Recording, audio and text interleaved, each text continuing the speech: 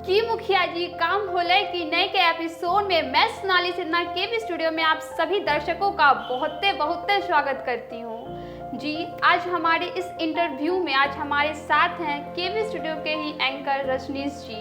तो आइए मैं आपको उनसे भी मिलवाती हूँ।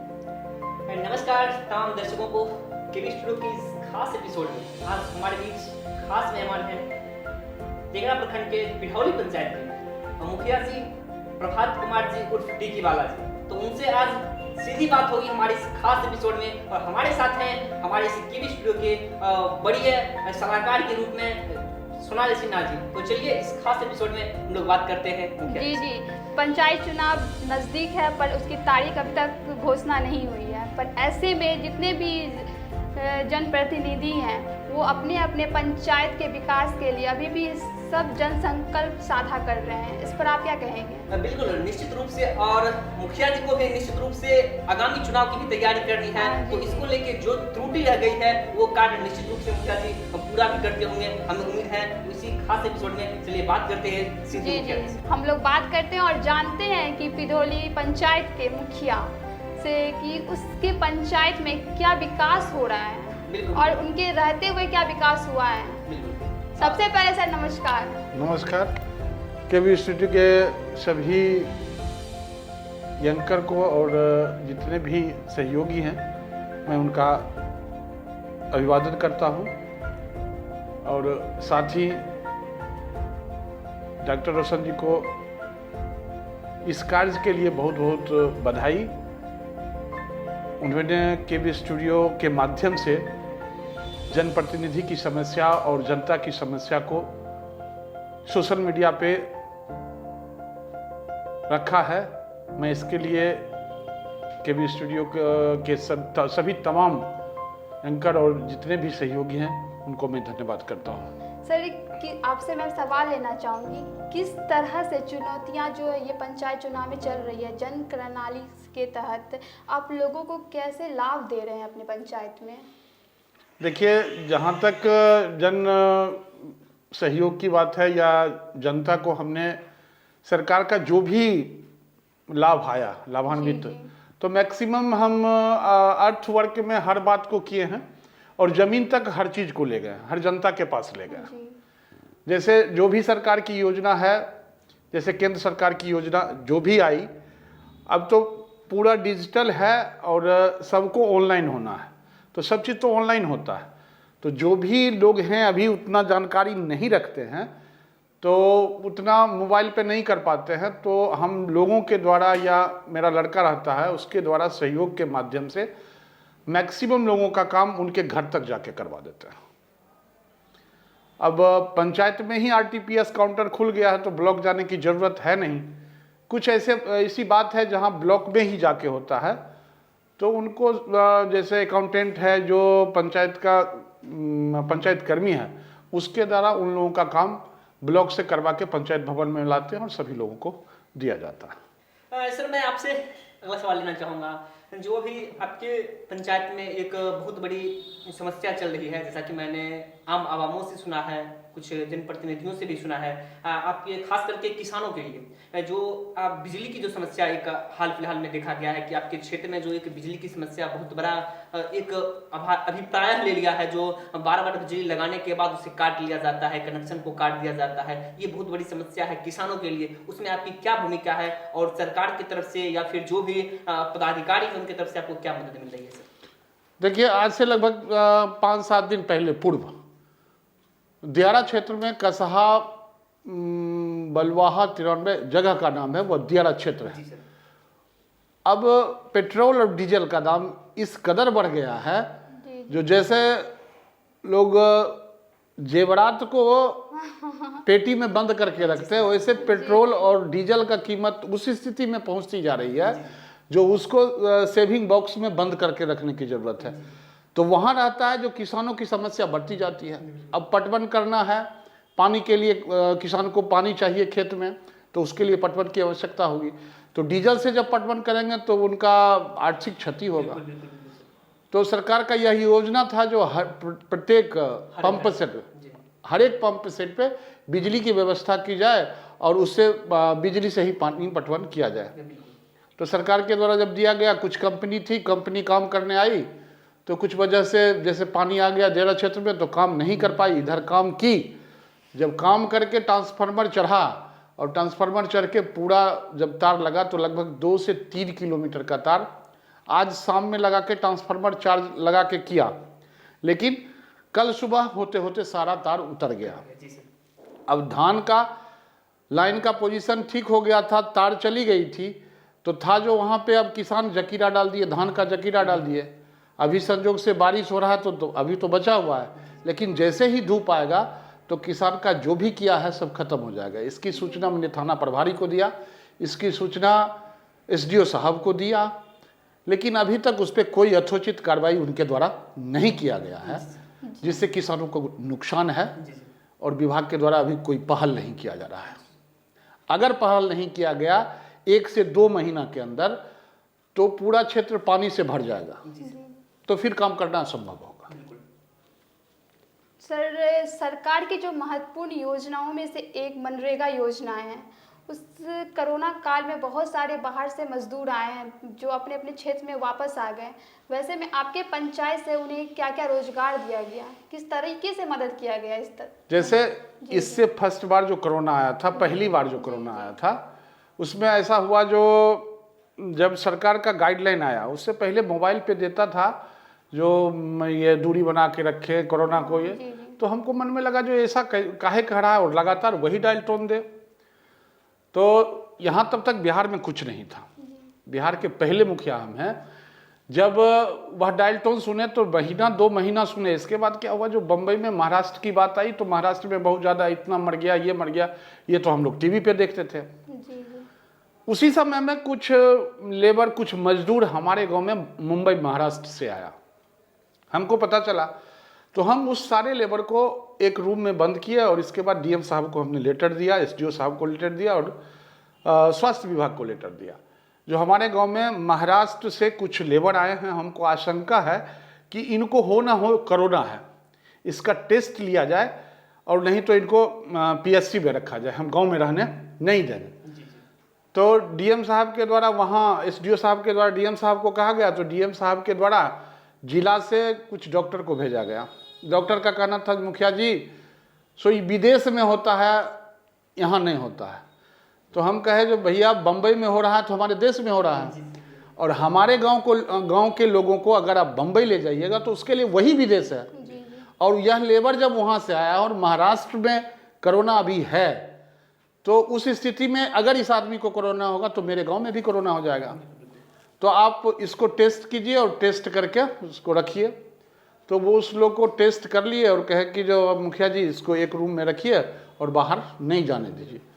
तो लगभग 7 से 8 मजदूर था तो उसको एक रूम में बंद रखे और इसके बाद हमने यह मुहिम चला दिया, अगर कोई बाहर से आता है तो उसको जैसे ही ढाला जैसे जिस चौक पे उतरता है उस चौक पे लगभग 5 चौक है मेरे गाँव में, उस 5 चौक पे हम आदमी को बिठा दिया। अगर कोई उतरा बम्बई से या कहीं से आया तो सबसे पहले तो बरौनी स्टेशन पे देखते थे, अगर कोई आया तो इन्फॉर्मेशन लेते थे।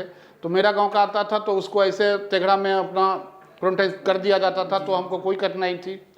अब जो गाड़ी बस या पैदल से चल के बम्बई से आ गया जो आदमी, उसको के स्कूल में रखे और उसको 8 दिन से 9 दिन उस स्कूल में रखे।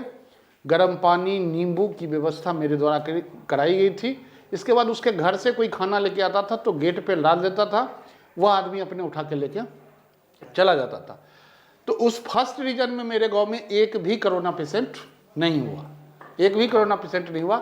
हम सजग थे और जैसे जो भी आदमी हैं, बहुत सारा कोरोना काल हुआ तो लॉकडाउन लगा। लॉकडाउन के बाद बहुत सारे लोग ऐसे थे जिनको पैसा आना बंद हो गया, गरीब आदमी थे, बच्चे के लिए दूध नहीं है, सब्जी नहीं है, तो स्थिति बहुत ही दयनीय थी, बहुत ही खराब थी। उस स्थिति में जैसे डीएसपी सुनील साहब और जैसे और जो भी जन सहयोग करने के लिए तैयार थे वो आए, वो खड़ा हुए, कुछ राशन, कुछ तेल, कुछ दूध, कुछ पैसा, ऐसा करके हमने सारे लोगों को दिया और सारे लोगों का कोरोना काल में किसी ना किसी तरह से थोड़ा बहुत नीचे ऊपर होके सब लोग ठीक ढंग से रहे। लेकिन सेकेंड काल जब कोरोना आया तो सेकेंड काल कोरोना जब आया तो उसमें हुआ क्या, जो फर्स्ट बार से भयावह स्थिति इस बार कोरोना की थी। अब कोरोना की स्थिति ये थी, जो कुछ पता तो था नहीं, लोग लापरवाही तो करते ही हैं। सरकार के गाइडलाइंस के बाद भी अभी भी आप देखिए, जो अभी कोरोना गया नहीं है, कोरोना हर स्थिति में है और कोरोना के साथ जीना होगा हम लोगों को सरकार के गाइडलाइन के हिसाब से। जब तक हम अपने नहीं बचेंगे, खुद को बचाना है, सरकार को नहीं बचाना। आप खुद बचिएगा तो सरकार का जो ध्येय है, सरकार का उद्देश्य है, अगर जनता चाहे तो वह फॉर्म फिलअप कर सकती है, वह कोरोना भाग सकता है। बिना जनता के चाहे सरकार कितनों कुछ कर लेगी, कोई भी कुछ कर ले, लेकिन नहीं होगा। कोरोना अब रहेगा और इस जैसे कैंसर है, कैंसर आया तो कैंसर है ना लोगों के पास, उसी तरह कोरोना है, कोरोना रहेगा। जो बच के चलेंगे कोरोना से बचेंगे और जो उस गाइडलाइन को फॉलो नहीं करेंगे वो जाएंगे। सर, पंचायत चुनाव के स्तर पे क्या क्या कमियां और खामियां हैं जो आप एक बहुत बड़ी चुनौतियां हैं और जिसको अभी दुरुस्त होना है, इस पर आप क्या कहेंगे? देखिए, मेरे पंचायत में वार्ड संख्या 2 में 2 सड़क है, वह आज से जितने भी जनप्रतिनिधि बने पूर्व में, उनके द्वारा भी संभव नहीं हो पाया और मैं भी कोशिश कर रहा हूँ, वह मेरे चैलेंज के रूप में है और प्रयासरत हैं। हमें कुछ मौका मिला है, सरकार के द्वारा भी इलेक्शन नहीं आया तो कुछ मौका मिला है। हमको लगता है यह महीना 2 महीना में उस चैलेंज को हम पूरा कर लेंगे। सर, कौन कौन सा ऐसा कुछ खामियां हैं आपके? देखिए, मेरे पंचायत में खामियां है, जैसे 2 नंबर वार्ड में अब गैर मजरूआ है, तो जो गैर मजरूआ है, जो भी आदमी है उसके बगल के, तो वो मैक्सिमम चाहते हैं यह गैर मजरूआ मेरे हक में जाए और वो चाहते हैं मेरे हक में जाए। दोनों मिलकर अप्रोच कर लिए हैं, उसके पाछे लोगों का बसावट है तो उनको निकलने में नहीं होता है। अब दोनों की लड़ाई में लगभग 15 से 17 घर है, 18 घर है, उसको निकलने में बहुत ज़्यादा कठिनाई हो रही है। उसमें 2 से 3 विकलांग आदमी भी है, उसको भी निकलने में हो रही है, चैलेंज के रूप में है। हमारे जनप्रतिनिधि रहते और जनप्रतिनिधि के सहयोग से अगर कोई जनता चल ना सके तो वह जनप्रतिनिधि बेकार है। सर, मैं जानना चाहूँगी कि जो आवश्यकताएं होती है पंचायत में आम लोगों के लिए, तो क्या आपको इसमें ऐसा लगता है कि जो केंद्र सरकार की जो योजनाएं सब जो आ रही हैं वो आम जनों तक पहुंच पा रहा है कि नहीं? हाँ,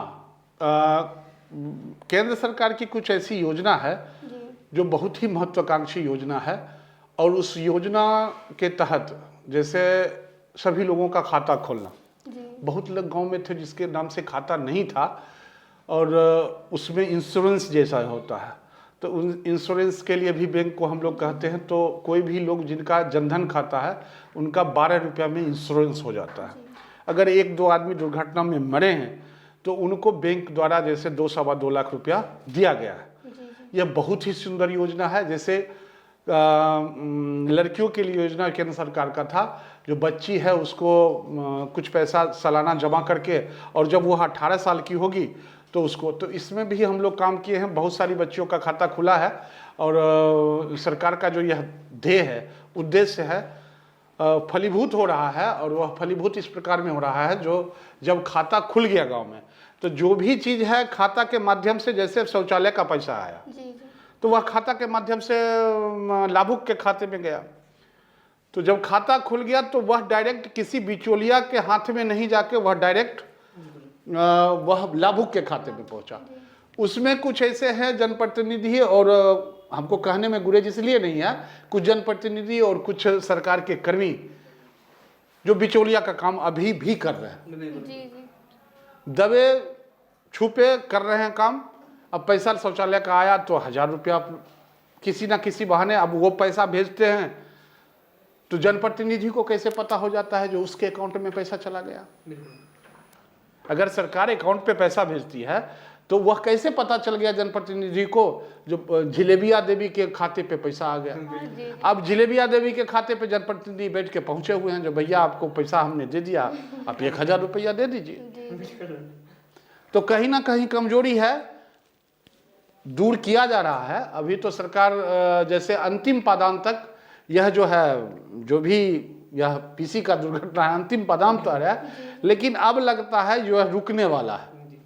जिस हिसाब से एस्टीमेट बन रहा है, जिस हिसाब से कार्य योजना चल रहा है, उसमें लगता है जो धीरे धीरे खत्म हो जाएगा। अब नहीं, अब जैसे कुछ लाभुक को खाता में पैसा गया तो वह किसी जनप्रतिनिधि को पता नहीं चला और वह आदमी काम कर लिया। तो कुछ कमियां हैं। सर, अभी आपने सुकन्या विवाह योजना की जो चर्चा की थी, तो इसमें मैं जानना चाहूँगा, जो एक कन्या विवाह योजना होती है, तो इस पे आपका कहाँ तक सहयोग मिला है अपने पंचायत के लाभुकों को? बड़ा दुख के साथ कहना पड़ता है, जो कन्या विवाह योजना जो है वह बिहार सरकार के द्वारा चलाया गया था, और बिहार सरकार के द्वारा बहुत सारी योजना चलाई गई। जिस योजना में योजना तो चलाई गई, जैसे कबीर अंत्येष्टि योजना है, जैसे कन्या विवाह योजना है, इस ढंग का जो भी योजना है, कन्या विवाह योजना जैसे सरकार चलाई 2010, हम अपने ब्लॉक जैसे तेघड़ा प्रखंड और अपने पंचायत की बात कर रहा हूँ, 2014 से लेके अभी तक एक भी कन्या को रजिस्ट्रेशन मेरे द्वारा कर दिया गया। फॉर्म फिलअप सरकार का जो गाइडलाइन उस हिसाब से प्रखंड तक पहुंचा दिया गया, लेकिन अभी तक एक भी कन्या को वह सहायता राशि नहीं पहुंची है खाते में। अब जब बीडीओ साहब से पूछने जाते हैं तो भाई खाता में पैसा रहेगा तब तो संचालन होगा। तो कन्या योजना तो चल रहा है, योजना तो हो रहा है, लेकिन अभी तक एक भी राशि, या 2014-15 से अभी तक एक भी राशि नहीं गई है। जी सर, मैं आपसे सवाल लेना चाहूँगी। सर, कुछ एक ऐसा व्यवस्था होता है जिसके लिए आप लगातार प्रयासरत हो पर वो सफल नहीं हो पा रहा हो, और आप अपने क्षेत्र के विकास के लिए आप क्या कर रहे हैं? देखिए, बहुत सारी योजना है। जी। जैसे प्रधानमंत्री आवास जब 2011 का एसएससी लिस्ट बना था, जनगणना सूची, उसी हिसाब से सब लोगों का इंदिरा आवास आया, प्रधानमंत्री आवास आया। तो प्रधानमंत्री आवास जो सरकार के द्वारा सर्वे कराया गया था, और वह त्रुटि इस बार भी सर्वे में हुआ है। जो सर्वे कराया गया था सरकार के द्वारा, वह एक आदमी को दे दिया गया। वह एक आदमी एक जगह बैठ के किसी के द्वारा पूछ लिया गया, जो फलना आदमी नाम बता दिया, जो इस घर उसमें से कुछ व्यक्ति हैं जो मेरे गांव के व्यक्ति हैं, जिनका नाम एसएससी लिस्ट में है ही नहीं, जनगणना में है नहीं। और कुछ लोग जैसे गरीब आदमी हैं, लेकिन उनके लिस्ट पे चढ़ा दिया गया है 3 गो ट्रक है, 4 गो टाटा है, उनके पास एक खटिया नहीं है, खोपड़ी का मकान है, रहने के लिए सीमित जमीन है, लेकिन उनके कागज पे, सरकार के कागज पे लिखा हुआ है उनको 4 गो ट्रक है, 4 गो ये है। अब जैसे इस बार की बात कीजिए तो अभी जो हम लड़ाई लड़ रहे हैं, बिजली विभाग से लड़ रहे हैं। मेरे गांव में 2 तरह का बिल आता है बिजली का, DS1 और DS2। DS1 जैसे ग्रामीण क्षेत्र के लिए है, DS2 जैसे शहरी क्षेत्र के लिए है। तो हमारे एक पंचायत में जो सरकार इस बार मीटर लगाई है, तो मीटर लगाई, उसमें जो नया मीटर जो इस बार मीटर लगाया, उस सभी आदमी को, उस सभी लाभुक को, जो गरीब लाभुक है, उसको DS2 का बिल आता है, शहरी का बिल आता है।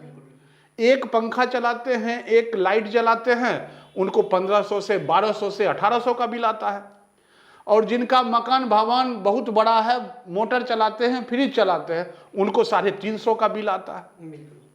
अभी बताइए, जो यह सरकार का कैसा गाइडलाइन है, इस बात को बार बार हम उठा रहे हैं, और पब्लिक का दोहन हो रहा है।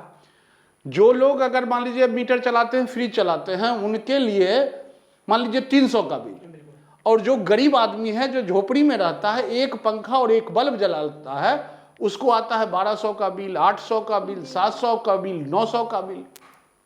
यह कैसी व्यवस्था है? बार बार इस बात को उठाए हैं, बार बार SDO साहब को कहे हैं, लेकिन इस पे कोई प्रभाव नहीं। क्यों? बिल ले रहा है, जा रहा है, बिल ले रहा है, जा रहा है। एक गांव में 2 तरह का बिल कैसे? हम जिस गांव में हैं, हमको DS1 का बिल आता है और आपको DS2 का बिल आता है। या तो समूचा गांव DS2 का बिल आएगा, या तो समूचा गांव DS2। जब हम ग्रामीण क्षेत्र में हैं तो इस ढंग से कैसे, क्यों? जितना भी हम तो अब लगता है, जो इस बार अगर इस हफ्ते तक बात नहीं सुनी गई तो हम हाई कोर्ट चले जाएंगे। और जितना भी पैसा लिया गया है गरीब जनता से, उस सारे पैसा को विभाग के द्वारा लौटाया जाए। और एक बात हम और उठाने वाले हैं हाई कोर्ट में, जैसे पंचायत में हम स्ट्रीट लाइट लगाते हैं, स्ट्रीट लाइट लगाते हैं तो विभाग के द्वारा 1,75,000 1,24,000 का बिल भेजा जाता है, तो उनको बिल दे देते हैं, ठीक। लेकिन जिस कंपनी के द्वारा मेरे गांव में ट्रांसफार्मर लगाया गया है, पोल लगाया गया है, तार खींचा गया है, वह हमारे पंचायत की जमीन है, उसका भाड़ा वह कंपनी क्यों नहीं देगी? अगर वह भाड़ा कंपनी नहीं देती है तो कंपनी बिजली बिल 1,75,000 का हमको भेजती है, तो वह भाड़ा अगर लेगी तो हमको भी रेंट दे। उसका ट्रांसफर अगर 50 जगह लगा हुआ है, अगर कहीं आग लग जाता है, कहीं गाछ जल जाता है, कहीं गिरता है, लोग मर जाता है, तो उसके द्वारा भी हमको हमारी गांव की क्षति होती है। उस क्षति को हम बर्दाश्त करते हैं। लेकिन वह मेरे गांव में अगर लाइट लगा हुआ है तो वह लाइट को बर्दाश्त नहीं करते, उसके लिए उनको पैसा चाहिए। तो हम इस बार हाईकोर्ट में इस बात को भी उठाएंगे, जो अगर बिजली बिल लेते हैं आप और पंचायत के द्वारा, पंचायत का चलता है, पंचायत से बिल लेते हैं, तो पंचायत मुख्यालय को भी आप भाड़ा दीजिए। आप ट्रांसफार्मर कहीं लगा लिए, पोल लगा लिए, तो वो तो मेरे पंचायत की जमीन पे है। आप मेरे पंचायत की जमीन पर अगर आप कोई सौदा कर रहे हैं, कोई धंधा कर रहे हैं, हर लोग से आप बिल ले रहे हैं, तो कम से जो पोल तार है उस पर अगर स्ट्रीट लाइट जलता है तो उसका तो ये माफ करना चाहिए सरकार को, वो बिजली विभाग को माफ करना चाहिए। अगर माफ नहीं करती है तो उसके भाड़ा के लिए हमारा जो क्षेत्रफल वो एक्वायर करके रखी है उसका पंचायत को भाड़ा दे। तो ये जनता के लिए ये मुखिया जी ने जो कुछ लड़ाई लड़ रहे हैं, इसमें तमाम जनता इनको क्यों ना खोजे, क्यों ना चुने। तो इसी कड़ी में मैं सर आपसे एक अगला सवाल लेना चाहूंगा। जो वित्तीय वर्ष, जो 5 साल का मुखिया जी का टर्म जो होता है, वो समय खत्म हो गया, तो खत्म होने के बाद अतिरिक्त प्रभार आपको दिया गया, फिर से जो मुखिया जी को अतिरिक्त प्रभार दिया जाए और काम में उन्हें जोड़ दिया जाए। तो इस दरमियान में आपने क्या कुछ खास किया है पंचायत के जनताओं के लिए, इसके बारे में थोड़ा सा जानकारी दीजिए। हाँ, इसमें हमने किया है काम। जैसे ही स्टैंड हुआ और टाइड अनटाइड से खर्च करना था, तो हमको लगा जो अब जा तो रहे हैं, बिल्कुल बिल्कुल, तो कहता है ना जब भाई सबको निकालो, जैसे दीपावली आता है तो लक्ष्मी घोर दलित बाहर, लक्ष्मी घोर दलित बाहर करता है लोग ना। तो उसी हिसाब से हम क्या किए, जो जब ये पंचायत हमको अभी सरकार के द्वारा पावर दिया गया है, तो उसमें हमने कचरा को उठाने का काम सबसे पहले किया। तो लक्ष्मी को घर करने से पहले तो दलिद्रा को बाहर करना होगा। तो कचरा अब दलिद्रा है, तो हमने कहा जो लक्ष्मी आपके घर में आ रही है तो पहले दलिद्रा को बाहर करके उस कचरा के डब्बे में डालिए और उसको स्वच्छ कीजिए। तो हम प्रयास कर रहे हैं और हर जगह लगा भी दिए हैं।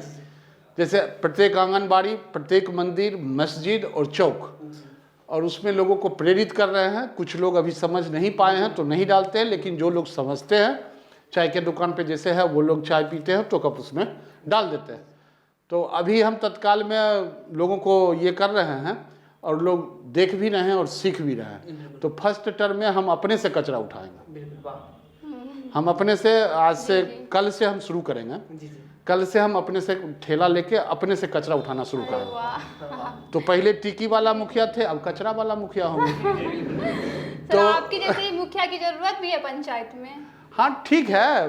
तो अभी जो हमको मिला है उसमें इस बार माने हम कचरा वाले मुखिया तो हट गए, तो अभी कचरा वाले मुखिया हम बनेंगे और सब कचरा को हम उठा के फेंकेंगे। सर, आपने अपने पंचायत में इतना सारा काम किया, अब जो पंचायत चुनाव आने वाली है तो अब किस मुद्दा से आप खड़े होंगे?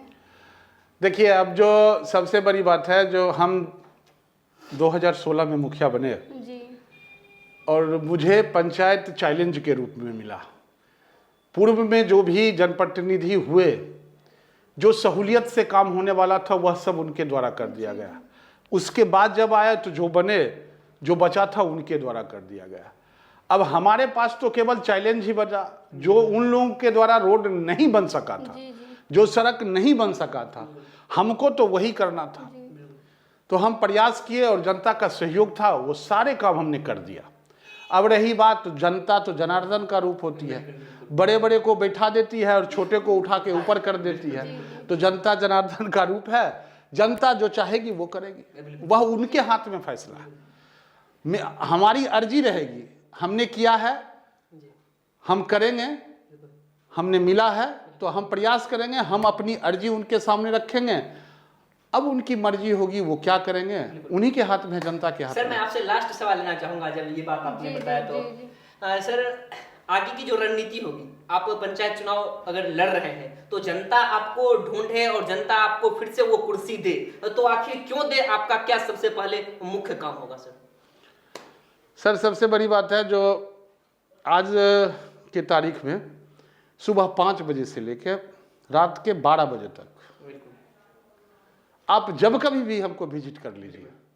कभी भी मेरा टेबल है, कुर्सी है, बेंच है, कभी भी किसी भी हालत में आपको खाली नहीं मिलेगा। हर समय आदमी रहते हैं और लोगों की समस्या जब खत्म होती है, अगर कोई डॉक्टर, किसी डॉक्टर के पास कोई आदमी जाता है तो किसी डॉक्टर के पास ज़्यादा भीड़ रहता है, और कोई डॉक्टर साहब बैठे रहते हैं, कहीं कोई नहीं रहता है। तो कारण क्या है भाई? कारण यह है, जो जिस मरीज को जिस डॉक्टर के पास इलाज ठीक से होता है, उम्मीद लेके आते हैं, वह उम्मीद लेके आते हैं, इनके पास जाएंगे तो ठीक ही इनके हो जाएगा। पास जाएंगे तो ठीक ही हो जी, जाएगी। जी। तो उसका यह पुख्ता प्रमाण है। आप जब कभी भी, किसी भी दिन, 12 मास 36 दिन में किसी भी दिन आप हमारे घर पे आके देख सकते हैं, जो टेबल या कुर्सी जितना ही रखा है उस पे आदमी आपको बैठा मिलेगा। तो उनकी समस्या को हम सुनते हैं। अगर कोई व्यक्ति मर गया, अगर मेरे कान तक आ गई, तो हर एक काम छोड़ के हम उसके अंतिम यात्रा मंजिल तक जाएंगे। अगर कोई मुस्लिम मर गया, अगर हमारे कान तक पहुंची, तो उसको मिट्टी डालने उसके मकतब तक जाएंगे। अगर कोई आदमी एक्सीडेंट कर गया, ये पता चल गया, तो वो जहां तक जाएगा, अगर उसको ब्लड की जरूरत है तो सबसे पहले आगे हाथ बढ़ा के हम उसको ब्लड देंगे। तो हम किए हैं।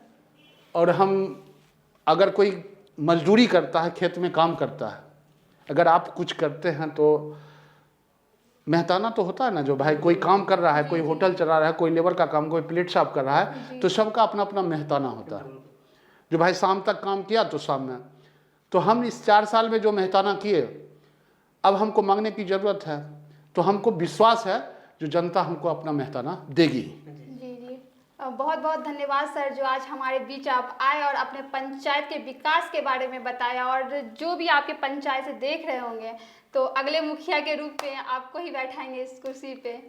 और क्यों ना हो, जो मुखिया जी दिन को दिन ना, रात को जी, रात जी, ना, जी। इतना ही नहीं, हिंदू मुस्लिम सिख ईसाई आपस में सब भाई भाई की जो एक कहानी होती है, एक जो जी, जी। कही जाती है, उस चीज को आम लेके चल लोगों रहे के हैं। तरह बिल्कुल बिल्कुल, अपने से निश्चित रूप ठेला लेके कचरा बिल्कुल, उठाना, बिल्कुल, ये भी बिल्कुल। बहुत बड़ी बात है। बिल्कुल। नहीं, तो एक ऐसे बात- मुखिया को क्यों ना एक बात और कहते हैं, बिल्कुल। अभी हमारे मुस्लिम मोहल्ला में अगर किसी लड़का और लड़की की निकाह होगी, बिल्कुल तो मौलाना तो बात की बात रही, वह लड़की निकाह नहीं कबूल करेगी जब तक हम उस निकाह में नहीं जाएंगे। वाह, वाह, हम हिंदू हैं, जी हम भगवा पहनते हैं, बिल्कुल बिल्कुल वो दाढ़ी रखते हैं, हम टिकी रखते हैं, जी लेकिन तो भी उनसे मोहब्बत इतना है, जो जब तक हम नहीं जाएंगे तो वह लड़की निकाह नहीं कबूल करेगी। हम पर भरोसा है, उस पर भी भरोसा है। सर मैं जानना चाहेंगे, जो हमारे इस खास एपिसोड में और हमारे केबी स्टूडियो में आके आपको कैसा लगा सर? नहीं, मैं सबसे पहले भी कह चुका हूँ, यह केबी स्टूडियो मेरे गांव के ही डॉक्टर रोशन कुमार जी हैं, और उनका जो पहल है, यह जनता और जनप्रतिनिधि के लिए बहुत ही बड़ा एक पहल है। और यह डॉक्टर रोशन जी के जेनेटिक गुण है उनमें। उनका परिवार भी आज तक सभी जो भी लोग थे उनको सहयोग किए हैं और जन से जुड़े रहे हैं। बहुत सारे डॉक्टर हैं, बहुत सारे लोग हैं, लेकिन कुछ अलग हट के करना, किसी जेनेटिक गुण जब तक नहीं आएगा तो अलग हट के नहीं कर सकता है। तो हम तो गौरवान्वित हैं आपके इस स्टूडियो में आके। जो मेरे ही गांव का लाल होता है ना, कुछ भी होता है, कहीं भी चला जाता है, लेकिन मातृभूमि और माता को लोग याद रखता है। तो मैं आपके साथ बैठ के, इनके साथ बैठ के, मैं अपने आप को धन्य समझ रहा हूँ, जो मेरे गांव का ही एक लाल इस जगत में ऐसा कर रहा है। इसलिए मैं तमाम लोगों के साथ साथ डॉक्टर रोशन जी को भी ढेर सारी शुभकामनाएं देता हूं, जो भगवान उनको और दे और करे, अंतिम शिखर तक जाए। जी, बहुत धन्यवाद बहुत सर। धन्यवाद हमारे पूरी केबी स्टूडियो के जी। पूरी टीम की ओर से। जी, जी। आपने और अपना बहुत बहुत बहुत लेकिन शुभकामनाएं समझ लिया। आपके आने वाले पंचायत चुनाव बिल्कुल, के बारे में। एकदम सही। Thank you. तो ये थी पिरहुली पंचायत के मुखिया जी की पूरी कहानी। इस तरह की कहानी से जुड़े रहने के लिए हमारा फेसबुक चैनल है डॉक्टर रोशन कुमार जी का, और यूट्यूब चैनल है स्टार्स ऑफ बेगूसराय, जो उसको सब्सक्राइब करना बिल्कुल भी ना भूलें। हाँ, और अच्छा लगे तो अपने दोस्तों तक जरूर शेयर करें। तब तक के लिए मैं इस विदा लेता हूँ इस खास एपिसोड से। शुक्रिया। Thank you.